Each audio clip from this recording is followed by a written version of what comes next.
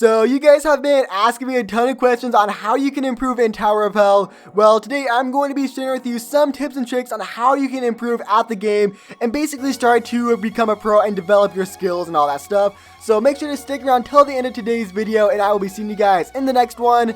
Take care. So for the very first tip I want to go and share with you guys is basically how to ladder flick.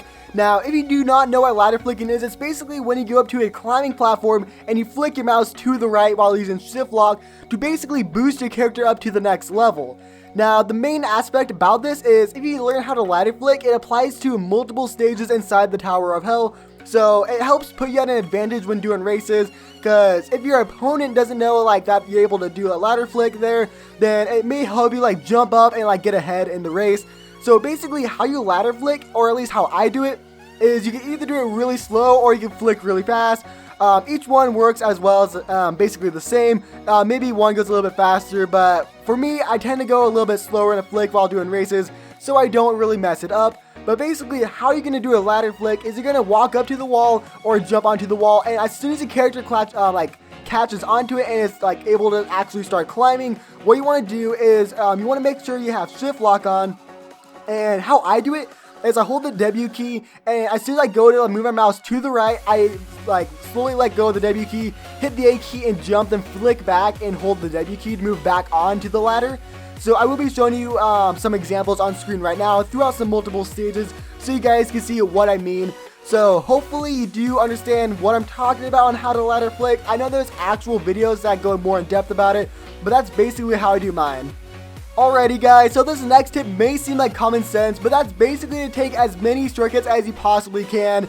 Now, if you guys go and watch all my videos, as you can see throughout them is I try to take as many shortcuts as possible. Some of them, of course, are harder than the others and require a little bit more timing. Other ones are just pretty simple things that you can go and adapt to. But basically, when you go and take shortcuts, it allows you to basically step up to that more of a pro level like aspect to it and try to cut down your time as much as possible to try to go and probably do like sub 1 minute or 60 seconds on like the regular noob towers and stuff like that. But basically, if you want to go and try to improve on these shortcuts, I recommend taking and spending some time throughout each of the levels trying to see what jumps are possible and which ones aren't. So maybe you find like a shortcut that no one else knows about, and if you're racing your friends or something, you're able to use that to your advantage to basically push yourself ahead and hopefully, you know, just develop your shortcuts as a whole and make sure you're like very consistent with them just like I am. Alrighty guys, so hear me out on this next tip, but what I'm gonna say is you guys need to practice, because if you guys don't really put time and effort into the game to develop your skills as a whole, you're really not going to see much progress towards like your overall completion stuff and how well you really do shortcuts. So if you guys put in like half an hour up to like an hour every single day on mainly focusing on obbies and stuff like that, you will definitely go and improve your skills as a whole. Okay guys, so I cannot stress this next tip enough, and that's basically to do a mix between not using and using shift lock. Now, there are times in shortcuts that will require you to do shift lock because you wouldn't otherwise be able to go and make the jump. But then there are just those certain stages / levels that it just makes no sense to use shift lock, and in reality it could really just end up screwing over your run. So really what you want to do is, if you want to try to become a pro at Tower of Hell, I recommend trying to find a mix between using and not using shift lock. Because if you look through my videos and stuff, you see me trying to do a mix in between. Now, of course, there's certain stages that end up lining up together where they're both require shift lock. But whatever you do, just try to find like that space in between where you're comfortable with using it and not using it, and maybe trying to transition between the shift lock and stuff. So that's one of the tips I have for you guys. Probably the biggest tip I'm going to give you guys on how to improve in Tower of Hell is going to be this one right here, and that's basically to play other games besides Tower of Hell. Now, some examples could be any of like those harder obbies that like Foolsy makes, or maybe Obby King Remastered, which is normally what I do for a warm-up. But the main reason I really stress this is because Tower of Hell as a whole is really basic when it comes down to it, guys. None of the stages are super hard, maybe some are a little bit annoying and tedious to get past, but as a whole it's pretty basic. So what I recommend doing is trying to get out of your comfort zone and possibly playing other like harder obbies, so that when you actually go to play Tower of Hell, you're really like confident with your jumps, you know what you're doing, it's really easy for you, and all you really have to do is just focus on taking the shortcuts and not focus about making every like single jump. So that's probably the biggest tip I have for you guys inside of today's video.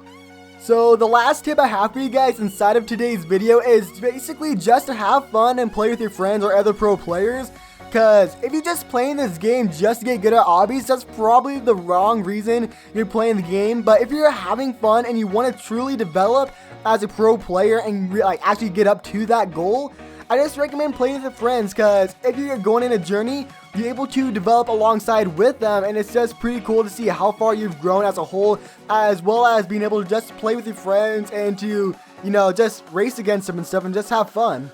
So guys, the last thing I want to go and say in today's video is do not compare yourself to people who are better than you. And the main reason I really say this is because they probably have a higher chance at having more hours put into the game than you do.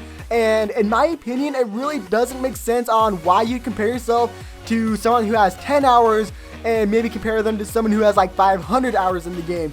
It really makes no sense there. If you really want something to compare yourself to, take a video of yourself like every week or like possibly every month or something like that. Then take a video the next week or the next month and just view yourself and compare how much you've improved as like a whole. Because literally everyone is at a different point along the journey of becoming a pro player and everything like that. Like 6 months ago, I never took any shortcuts in Tower of Hell, and 6 months now, I've just improved so much. And if I look back on that, I could really see the improvement throughout the months and everything. But I guess that's everything for today's video. If you did enjoy it and would like to see more tips and tricks in the future, make sure to go and drop a like and of course subscribe if you're new to my channel. And I will be seeing you guys in the next one. Take care.